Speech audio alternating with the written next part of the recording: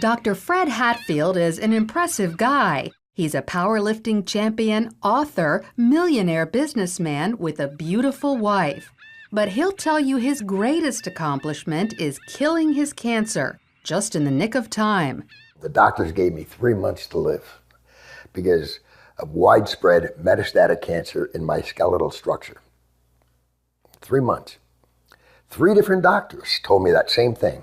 It's a horrible, horrible feeling to have someone tell you that the person that you love only has 3 months to live and you're not going to be with him anymore. While Fred was preparing to die, he heard about an anti-cancer diet, also known as metabolic therapy.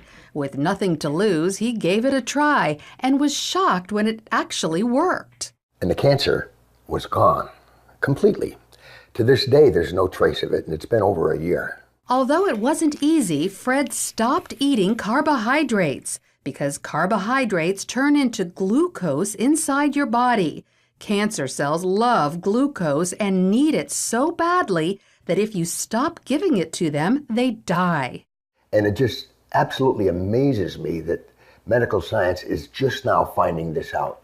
Fred's recovery was not a surprise to Dr. Dominic D'Agostino. His team of scientists at the University of South Florida study metabolic therapy. When they removed carbohydrates from the diets of lab mice, the mice survived highly aggressive metastatic cancer, even better than when they were treated with chemotherapy. We have dramatically increased survival with metabolic therapy.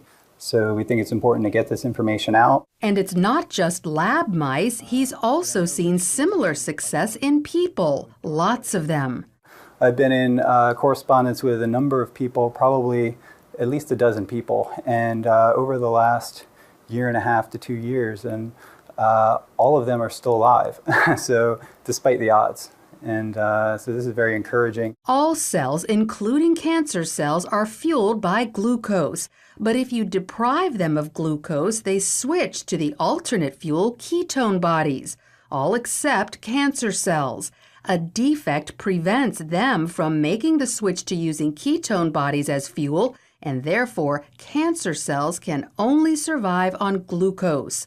All other cells can use either glucose or ketone bodies. Your normal cells have the metabolic flexibility to adapt from using glucose to using ketone bodies. But cancer cells lack this metabolic flexibility, so we can exploit that. People like Fred, who deprive their cells of glucose and fuel them with ketone bodies instead, eat what's known as a ketogenic diet. It consists of almost 0 carbohydrates, but lots of natural protein and fat. You can go online and there's just cookbooks and, it's clean eating, just very clean eating. None of the sugars, the salts, the trash food. Natural proteins are ones in their original form, but processed meats like cold cuts and hot dogs are off limits because often carbohydrates have been added to them. Natural fats are in their original form, like olive oil, avocados, nuts, and also coconut oil.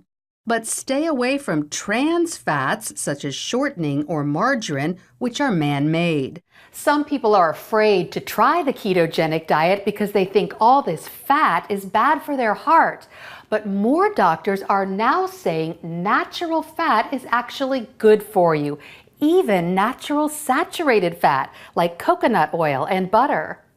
Doctors like cardiologist Stephen Sinatra. Is cholesterol the major cause of heart disease? Absolutely not. In his book, The Great Cholesterol Myth, he says the real cause of heart disease is inflammation, which comes from eating too many carbohydrates. We need to coach our patients and empower them about the dangers of sugar. Unfortunately, they're not hearing that. They're hearing the converse, the dangers of fat. Fat is healthy for you, as long as you avoid trans fats. So by cutting back on carbohydrates and eating natural fats and proteins, you could improve your heart health and even wipe out cancer. Lori Johnson, CBN News.